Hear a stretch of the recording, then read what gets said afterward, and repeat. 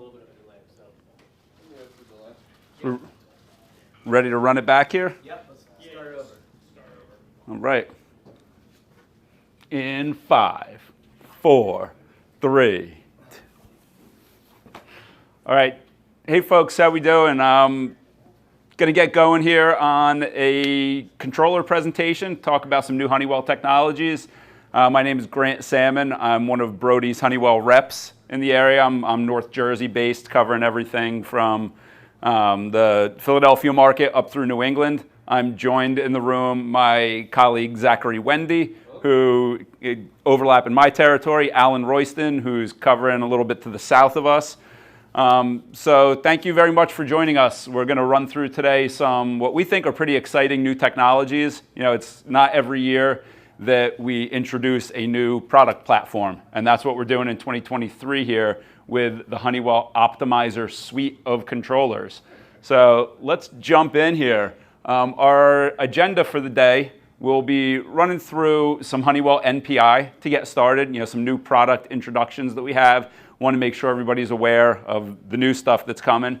Then I want to spend a couple of minutes of time talking about 10-base T1L, which is a new standard that we're going to be able to use to network this the Optimizer controller suite. Okay, so that's going to be an exciting thing. It's an innovative new technology, something that Honeywell is leading the market, leading the way to the market with this new technology. It's Ethernet over twisted pair. So I think there's going to be a lot of exciting applications for that. Following that, we'll talk about 3 Optimizer controllers that Honeywell has coming out. So moving forward here, let's talk about some of the new products. Up first is the Gen 3 VFDs. So these are shipping where we're starting to build up towards a strong inventory position here. And we're excited about this. You know, 2022 was a fairly bleak year across the at least national VFD landscape. They were tough to come by, Honeywell included, and we're back in business now. So we're excited about that. We're taking you from 1.5 horsepower up to 250 horsepower on these. So full complement that we would have expected and known and loved with the previous generations of drives. We're going to be able to satisfy those again. So we have a drive only, we have a drive with bypass. For fractional horsepower applications, we still do have the HVAC2. But yeah, let us know if you have questions. We're excited to help out with these things as needed. Next up is the TR50 indoor air quality sensor. Okay, so that's also something that the market was saying, Honeywell, we need a better IAQ sensor. So that's what we're delivering here. Form factor, we're excited about. It's sleek, it's well designed. It won a Red Dot Award this year, which is one of the highest industry awards for product design. So you can see up here, based on indoor air quality conditions, we have a LED indicator light that goes green, yellow, red based on various different parameters for indoor air quality. There's also a neutral tone version of it.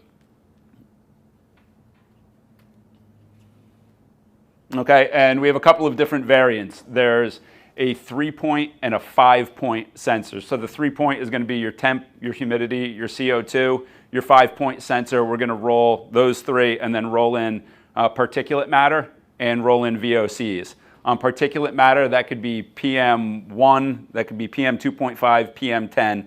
You have some configurability there. Right now, if you were to order these sensors right now, we have a silk version of this sensor available, but it's only in the 3-in-1 sensor right now. By the end of the summer, this 5-in-1 sensor is also going to be available in silk. Okay, right now, if you want to be using that 5-in-1 sensor, that's either a BACnet or a Modbus device. Okay, but that will be silk come later in the year this year, which we're excited about as well. And last one here is just make everyone aware that we are also kind of jumping, full on into the zone valve market. It's an area that we knew within our valve product portfolio we were missing, and we have that now with the VN series of zone valves. Right? These are going to be priced right. We think we're very aggressive with how we're bringing these out to the market. we're excited about the product. So, your zone valve needs, we have you covered on that now as well. All right.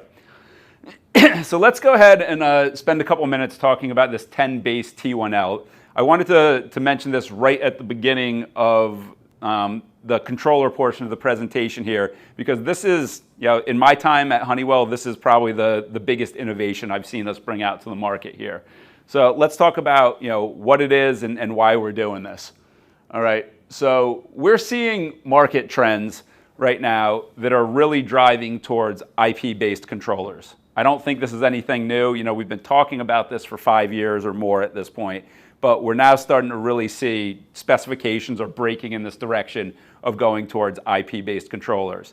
But we're then left, what do we do with the existing building stock, right? I think there's an understanding that IP is faster networks, there's improved cybersecurity.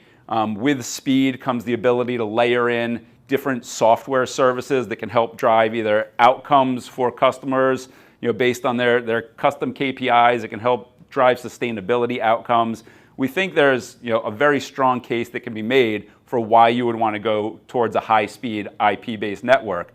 But if you're in an existing building and you're trying to retrofit to that, that's a problem, right? That becomes nearly cost prohibitive and many times cost prohibitive. Pardon me. When you're talking about rerunning all new network communication wire, okay? So that can be an issue.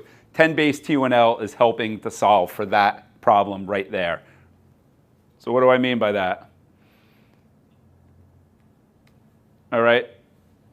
What we have, I wanted to get to this slide right away here. Okay.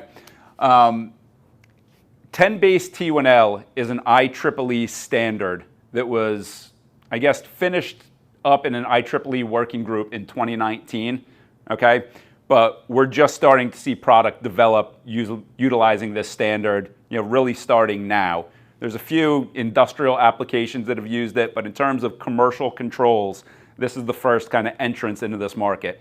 And what this standard is allowing us to do is allowing us to repurpose existing twisted pair network communication wire and run internet protocol over that, okay? So again, we're running IP over twisted pair.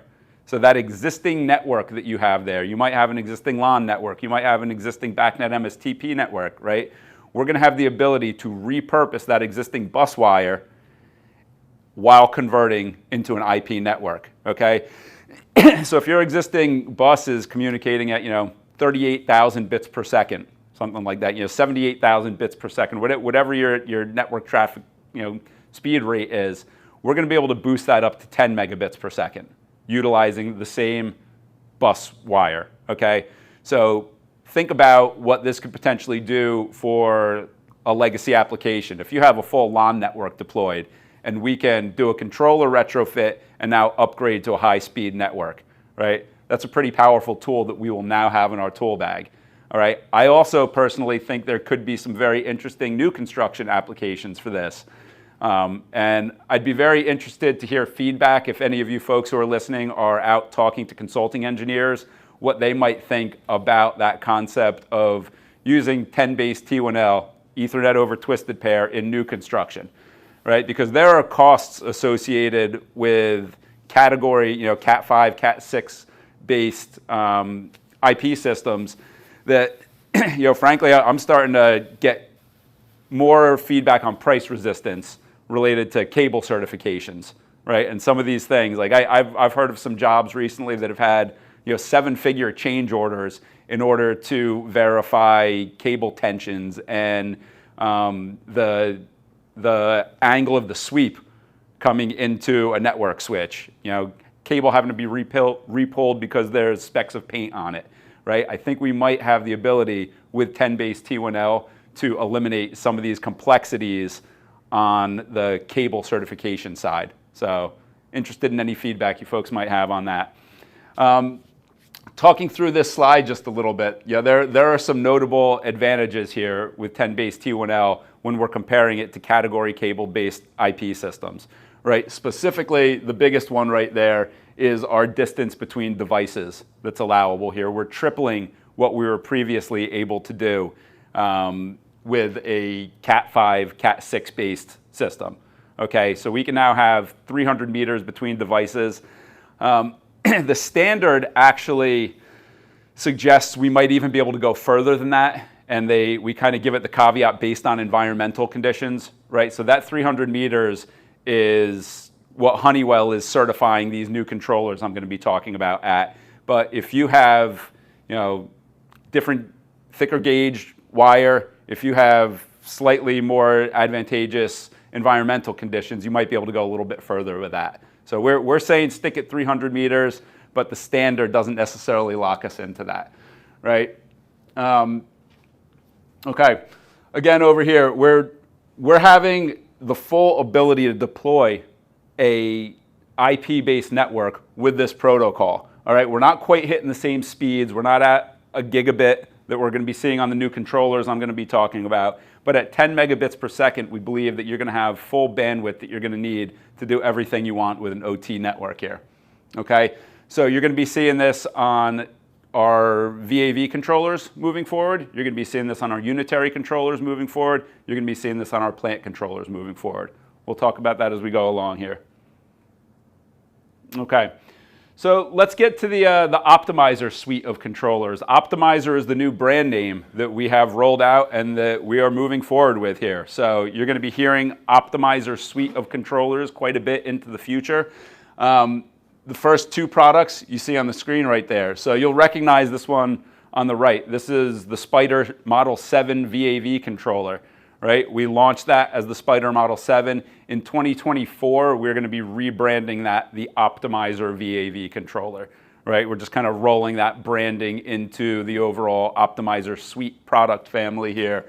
And at the time that we do that, we're going to make one notable firmware change that, to my understanding, on that VAV controller is we're going to enable that T1L standard to be used on the VAV controller. All right, right now with the Spider Model 7, we don't have T1L available on that. We have an MSTP flavor. We have a BACnet IP flavor of that. Okay, but we're not going to have T1L until next year on that VAV controller.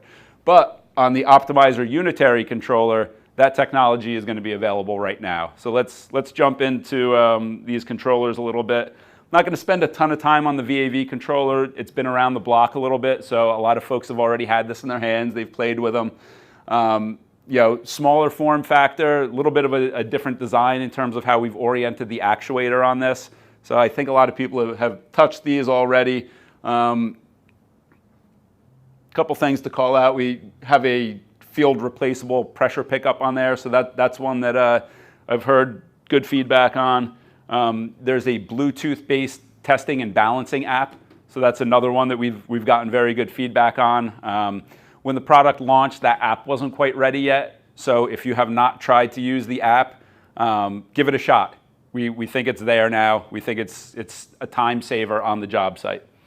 Okay. In terms of the I/O that we have on the VAV controller, you can see what we've done is going to this universal I/O kind of option there, right? So that's our design basis moving forward, is everything is going to be UIOs. So you'll see a lot of that on all these new controllers, right? So the Spider Model 7 has 7 UIOs, and then we're going to have 5 solid state relay outputs on there. So UIOs give you a lot more design flexibility and what have you. All right. Another feature that I haven't heard many customers talking about, so I want to make sure there's awareness of this as well, is the Spider Model 7 can also be a Modbus master, right? So we have the ability to put up to 5 devices or 155 points on a Modbus network downstream of this controller, right? So if you need to pick up a Modbus meter, you need to pick up a Modbus drive, something like that, we have the ability to bring that onto the network right through this Modbus master feature. What we're showing right here is an IAQ sensor that was Modbus only when Honeywell launched this a couple years ago. That would be perfect to pop in as a peripheral onto this controller, okay?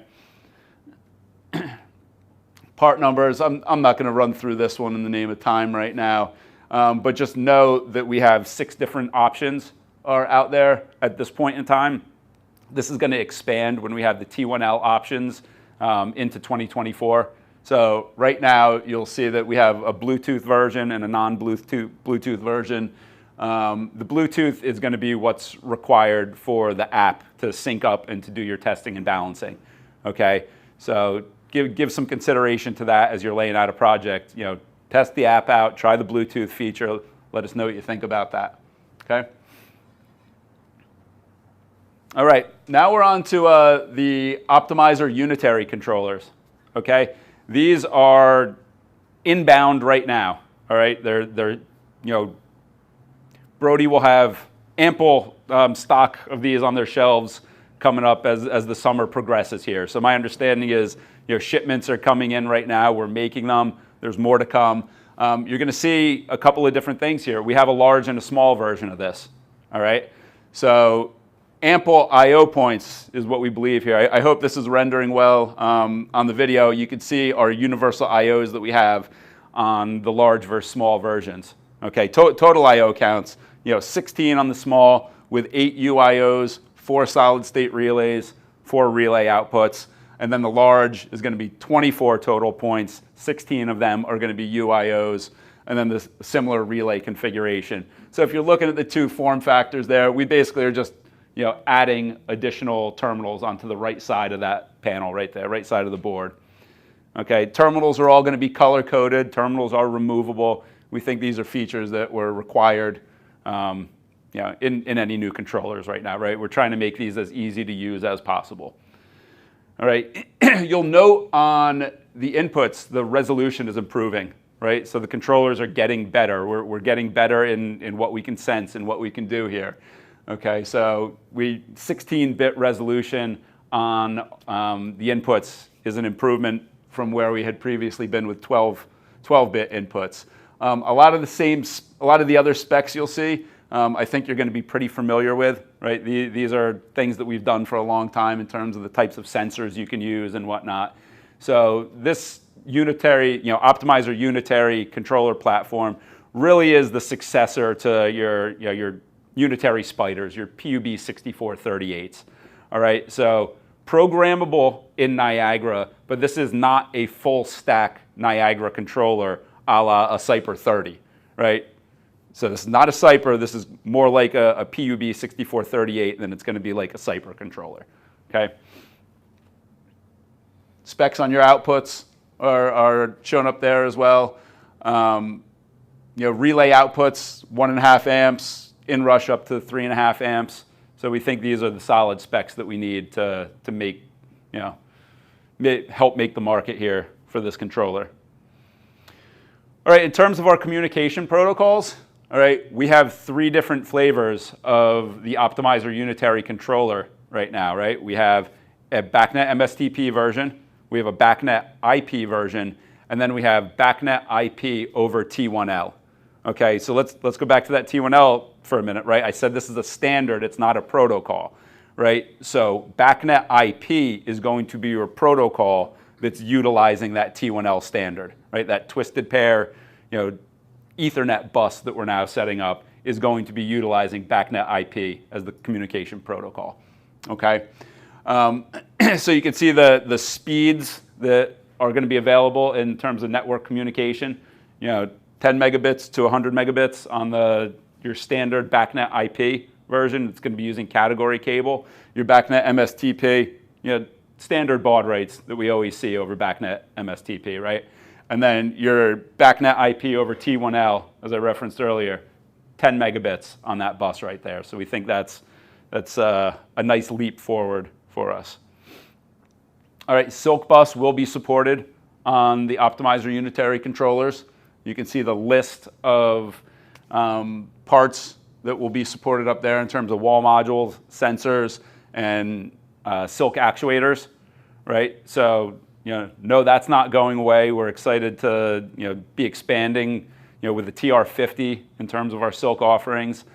I'd imagine everybody's been working with all of these parts at this point in time. TR120, I just want to highlight for a moment. I had a good story a couple weeks ago where a colleague of mine out in the Midwest won a conversion of 4,000 different sites in a major financial portfolio based on the configurability of that TR120 wall module right there. Right? The facilities team was anxious to be able to see all their critical parameters that they needed right at the wall. They were able to get that TR120 configured in order to do that, and that actually wound up closing a major deal for them. So make sure you're reminding yourself too that that's a very configurable wall module. You can make that look a lot of ways and display a lot of good information for you. Okay. With the Optimizer unitary controller, I mentioned it's not a full stack Niagara controller, but just like we always do, it is programmable in Niagara. Right? I'd imagine most folks who are listening in are going to be aware at this point of the IRM tool that we've standardized on. I don't think that's an official standard, but moving forward, we started to see that with Spider Model 5, Spider Model 7, Optimizer Unitary. That IRM tool is really the direction that we're going here, right? So these palettes are ones that should be familiar. If they're not, reach out, get the Brody guys to get you trained up on that, but we're having good success with that. So worth calling out as well that there is a migration tool available for the unitary controllers here, these Optimizer Unitary, so you can take your old Spider programs and migrate them into the Optimizer Unitary environment, so you can make use of those. All right, and you can see here the different controllers that are coming out in terms of the part numbers and what have you. So I think I beat this up enough on one of the previous slides. I'm not going to beat this up too much right now, but we have options. So what we're looking at on a roadmap for these right now, and to my knowledge, this roadmap is pretty accurate as of a couple of weeks ago. May 2023, we started to have product delivering into the US on these Optimizer Unitary controllers. Throughout the summer, we're expecting that to build to the point that we're in a pretty strong inventory position for them. There will be an enhancement coming later this year, Q3 we're saying. I'm not exactly sure when that is, when we're going to be introducing Wi-Fi functionality to that. And then in 2024, there will also be Bluetooth functionality coming into the Unitary controller as well. All right. In terms of the Optimizer VAV, so that controller is out. The Spider Model 7 VAV is here now. We have ample stock of that. We can fulfill project needs on that now. And it'll be sometime next year that we're going to be seeing the T1L version. And that's when we're, again, going to be doing that rebrand from Spider 7 to Optimizer VAV. Okay? All right. That gets me to a question slide. I have another deck I'm going to go through, too, for the next controller as well.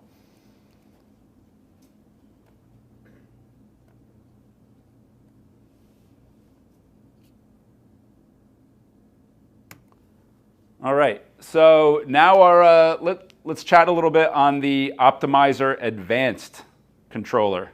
All right, so again, same suite of controllers here. I keep saying this Optimizer suite. That's the way we want you to be thinking about it, is you have multiple different options under the same product family here, right? This one is going to be your true Niagara-based, full stack Niagara controller here, okay?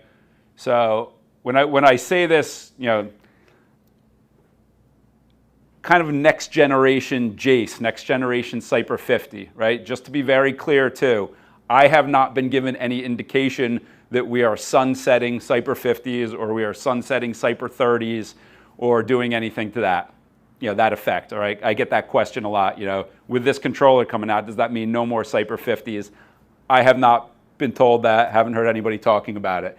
But I think folks will find as they start working with this that it's going to, we're going to have a lot of overlap in applications right there, okay? This is going to be a very powerful controller. You're going to see some of the flexibility in I/O options that we have, flexibility in port configurations that we have on this, so the controller will have the ability to scale up and down and meet a lot of needs.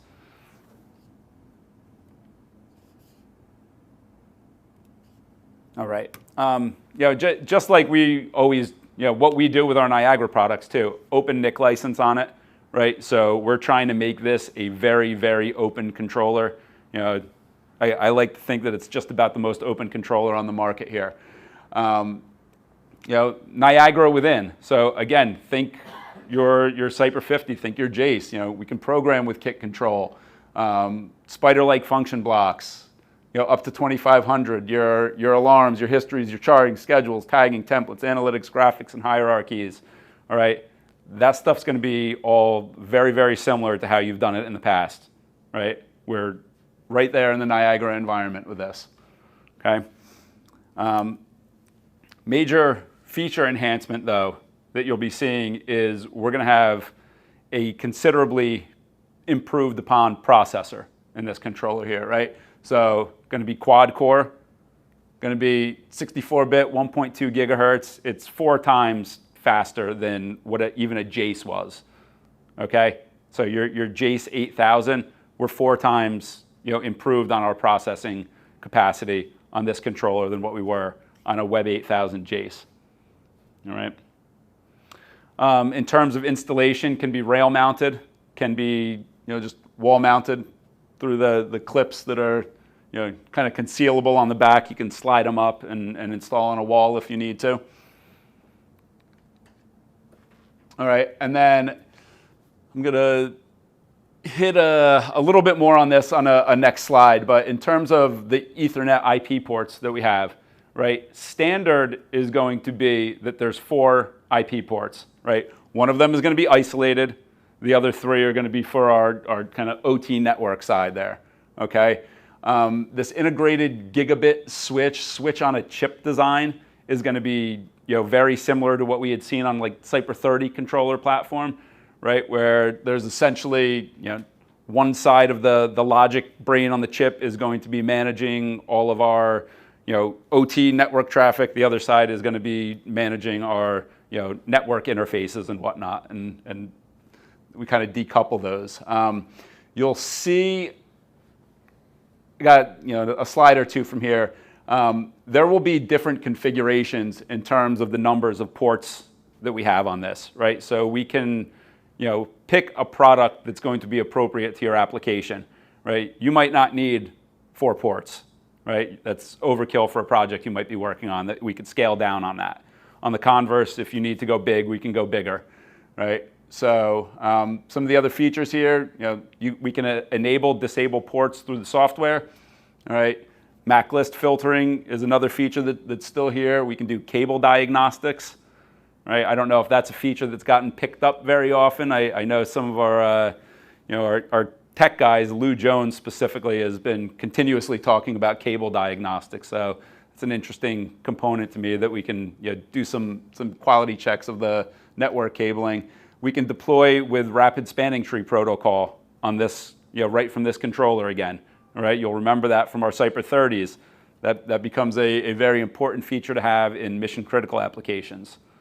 All right. So just a highlight of your IT and OT network isolation that's going to be achieved by having that one isolated port. All right, so we can be picking up downstream IP devices, networking them back into the controller, and have that, you know, fully decoupled from our IT network, which is a requirement that a lot of owners, end users have.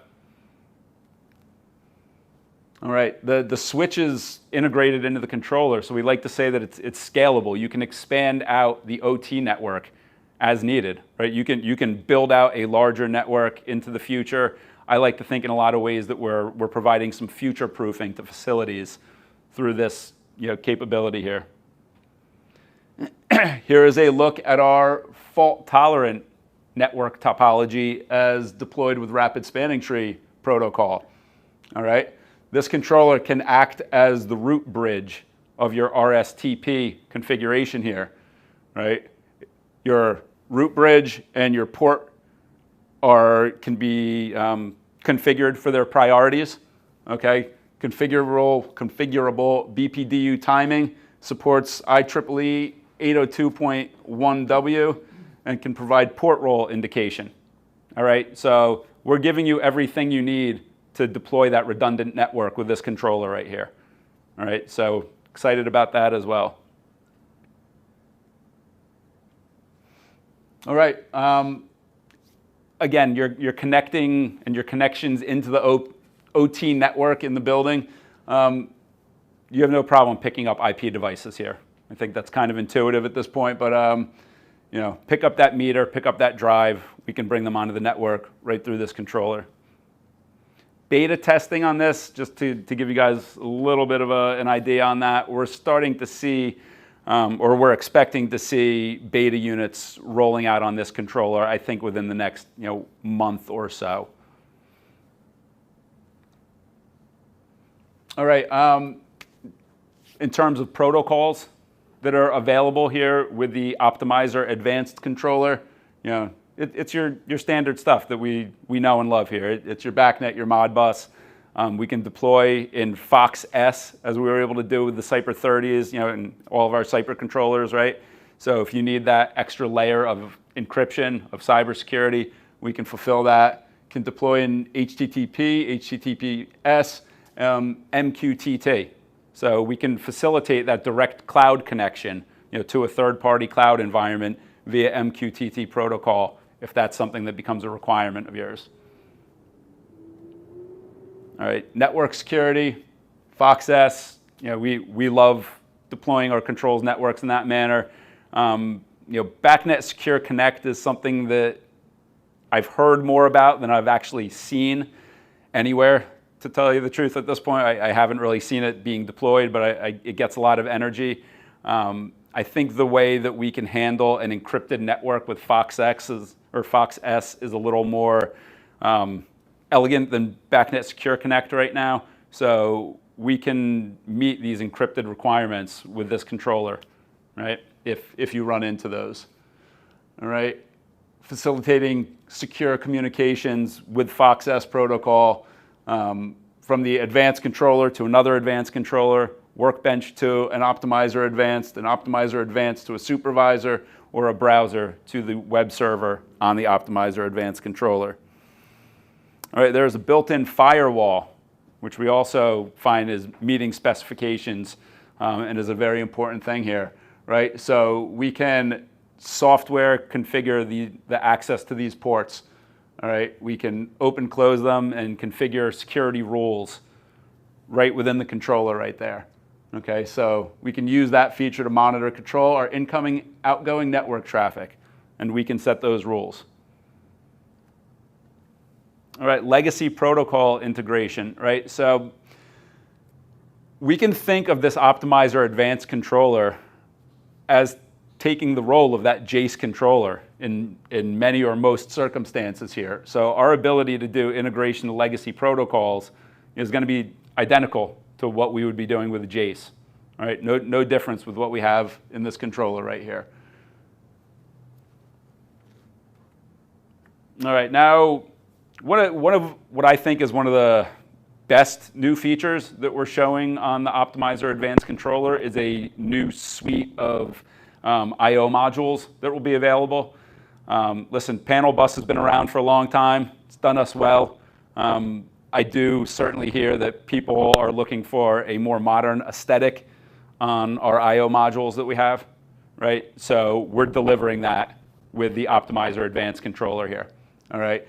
So as I go through the next couple slides, you'll see what these new look I/O modules are going to look like.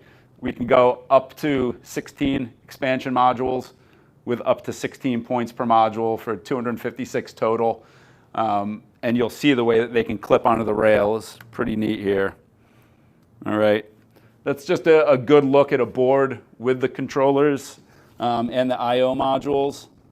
And let me do this. Should be able to get a little video going on each of these.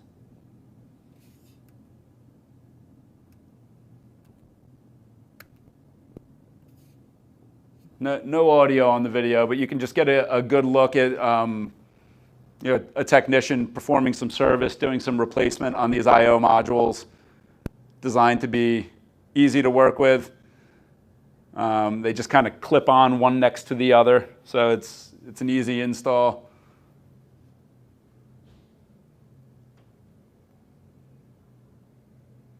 We'll let him finish up before I advance the slide on here.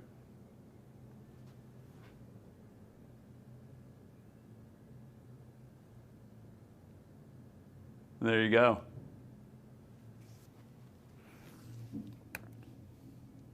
All right, in terms of these I/O modules and the options that we have on them, right, there's kind of a basic, there's an HOA, and then an HOA with a display on it. All right, so your basic, I mean, it's basic. You have terminals on it, we give you more I/O, right? We're gonna have the second option, which will be the basic, but it does have an HOA feature on it. To me, the most exciting of the three is going to be the one with the display on it, right? We're going to be able to actually monitor the status of the inputs and outputs that are coming in and out of that expansion module right there in real time. So that's a very useful, piece if you're at, commissioning a system, but if you're on site as an end user working with the system every day, being able to go up and get that quick look directly at what your inputs and outputs are doing. Very useful feature. Here's another look at that. Okay. Another look at what this display-based I/O is going to look like. You'll probably get a better look, and it might be something you want to study a little bit more as I send slides out on this, right? But the close-ups here are getting you a look at what you can do with different screens and different menus, right? So you can literally dial in and click, and it's going to show you different parameters that you have the ability to execute some changes on. So you can see in the video there, we're just scrolling through and depressing that button. If you can't read, that's supply fan run on off. So you can toggle on off right there. Boom. Direct is on.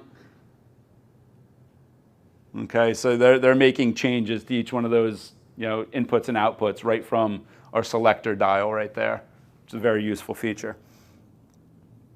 All right. Also on the Optimizer Advanced Controller here, you'll see that there is a little LED indicator light. So that can be configured such that it can go green, yellow, and red based on the value of the point that that's mapped back to. Okay, so if you have a problem, it might blink yellow at you, it might blink red at you. That's just going to give you that visual indicator that, hey, we got an issue we need to attend to here. All right, also with the Optimizer Advanced Controller is going to be an improved upon HMI display. Okay, the Cyper Model 50 being a Niagara-based controller with a display, we got tons of positive feedback on the functionality of that display. This is going to be an improved upon version of that. It is going to be colored touchscreen. We can control user access. You can view and command points. You can search and sort. I think I have a little video that'll show that function that's pretty interesting here. You have a list of kind of fast access points that you can put on that display. So these are going to be like a favorites list if you need to get quick in and view and address a point that you're going to have to do frequently. All right, we can view and acknowledge alarms, manage schedules, etc. All right, and here we got a video going. We've pressed that data point button. So the finger on the video is now scrolling through, right? And it's looking for a specific value or a specific alarm that we've now brought up and acknowledged. Okay, there's going to be a little search function that they do here in a second too, which is really neat. So here's your search and filter type. So you selected the point type. Now you're able to type in, AHU or supply air or whatever that point is that you might be looking for, and it's going to apply that filter and show you now the 30 data points that have AHU tagged to them, right? So that's going to be a pretty neat feature to have right at our HMI display here. Here's your fast access list. So you have the ability, again, to save favorites right into that list.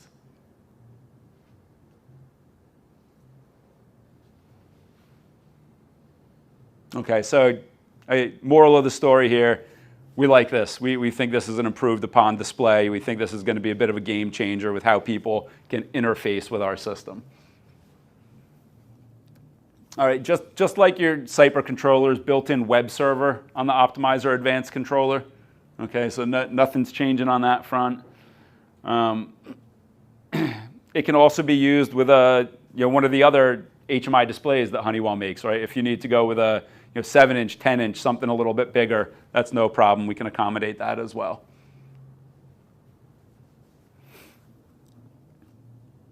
All right, I'm going to run through the part number schema, but I'll show you that we do have a few different variants of the Optimizer Advanced controller. Right, so you can see it's like we have it with Bluetooth or not, we have it with Wi-Fi or not. But I think what's most interesting here is number of RS-485 ports and number of Ethernet ports. Right, so the standard Optimizer Advanced controller, the majority of models, is going to have 4 Ethernet ports. Again, 1 isolated, 3 non-isolated.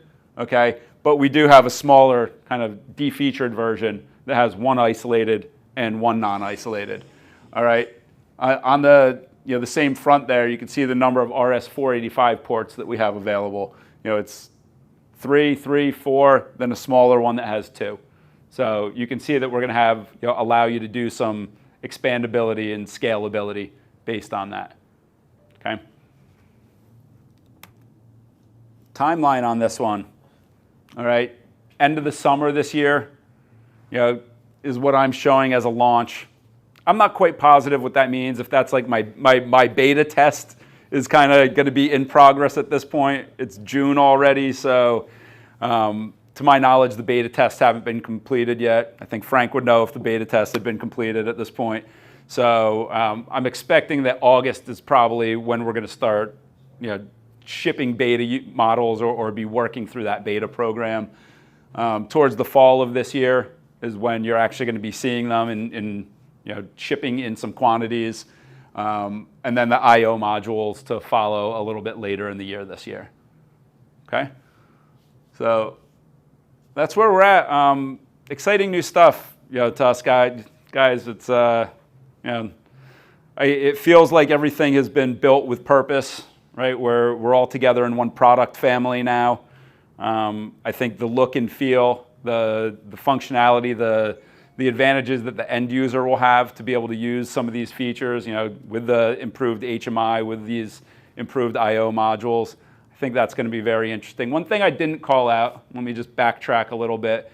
On the Optimizer Unitary controller, right, there is no longer going to be an ILC version of that. That's something that pops up fairly frequently. Like, if this is my successor to a PUB 6438, if you will, we don't have an ILC version of that. We've moved to a model of using the BACnet Spider driver, right? So if you need that next layer of openness to either meet a spec or to satisfy an end user, we're going to be using that Spider driver now instead of an ILC-based Spider. And I guess last point too, when I say this is the successor, again, I haven't heard a single word about Spiders being end-of-lifed at this point. So I anticipate we'll see those for the next several years into the future for sure. And I'm excited to work with anybody who needs support, information, help with consulting engineers or whatever it takes on these new Optimizer Suite controllers. So brings me to my question slide. Brody team, do we have any way to get Q&A with people who are virtual? Yeah. My first question, Grant, is Yeah. how are they going to count on the supervisor for full stack time? How are the Optimizer controllers? They're going to count like a Jace is going to count, right? So I haven't heard anything yet about a licensing scheme like we've done on a Cyper 30, where we do 1/10 of a Cyper per Niagara connection. So right now it's this is going to be very licensed similarly to your Cyper 50 or your Jace. Can we add drivers to those as well? Yeah. Question was, can we add drivers to those? And yeah, running that full Niagara stack, yes. So far, no questions. So far, no questions? Yeah. Okay. I'll let you know if there's one coming in. Okay. Any other questions in the room? Alan? Any additional programming for the HMI that you're using for the plant controller?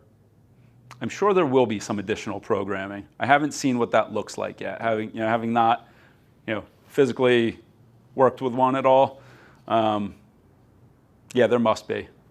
So I'm not sure what that looks like. More to come on that. Are there expansion modules for the, Unitary? yes?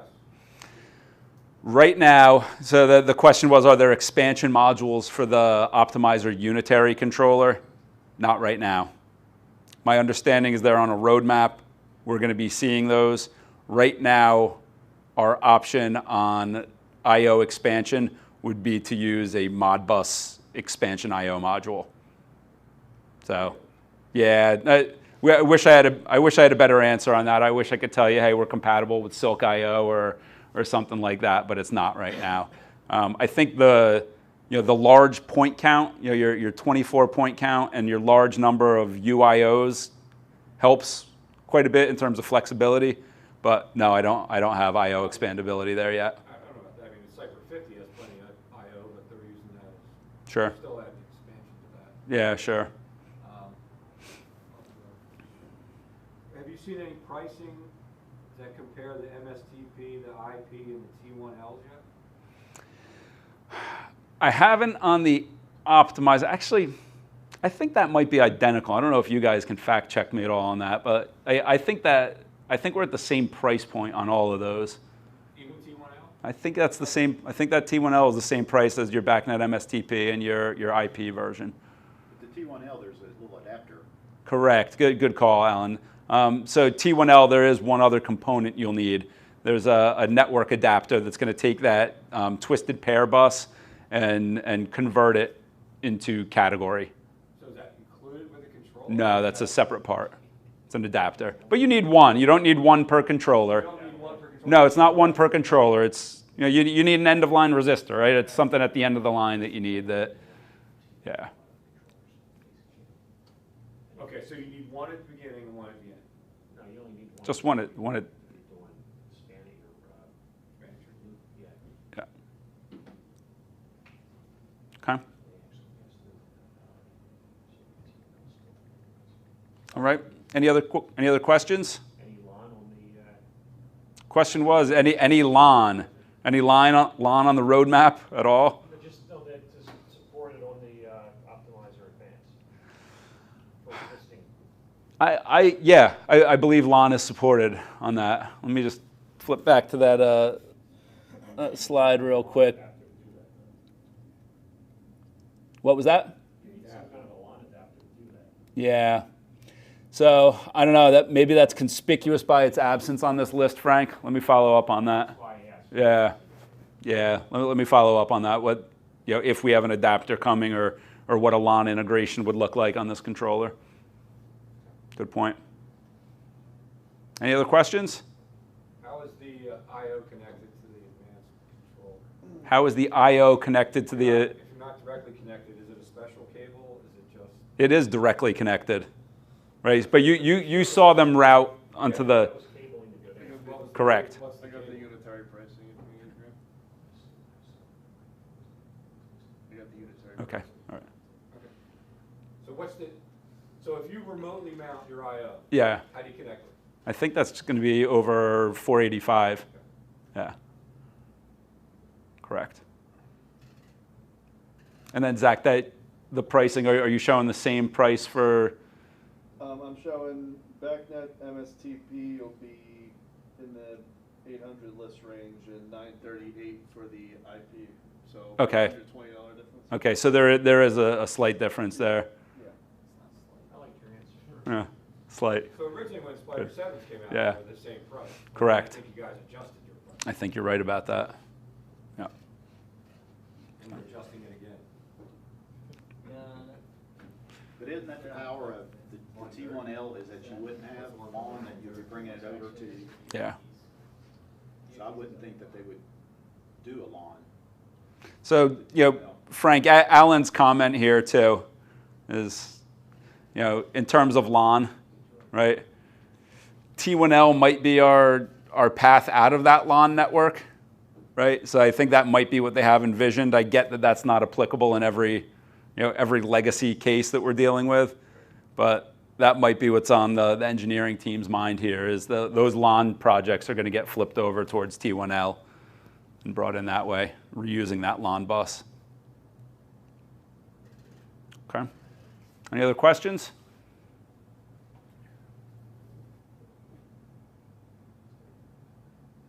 It sounds like a no. So, all right, folks. I think we're wrapped here then. Thank you for the time. Appreciate it. Great job. Thank you. Thanks, Alan. Great. Take care, folks.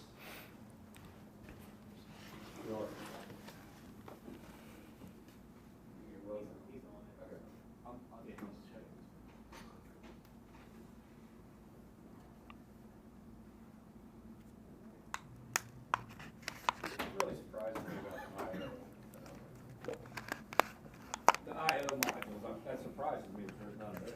Right. And the one for the advanced controller won't work.